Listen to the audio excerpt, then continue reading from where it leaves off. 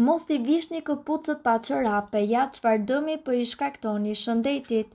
Nuk është thjesht era e këmbëve, shkencëtarët shprehen se ka pasur një shtim të rasteve me infeksione fungale tek të rinjt për shkak të trendit të veshjes së këpucëve pa çorape.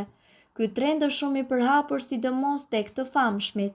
Sipas Emma Stephenson, këmbët tona nxjerrin mesatarisht një gotë me djerës gjatë ditës. Lagështia dhe ngrohtësia e tepërt sjell infeksione fungale të rënda.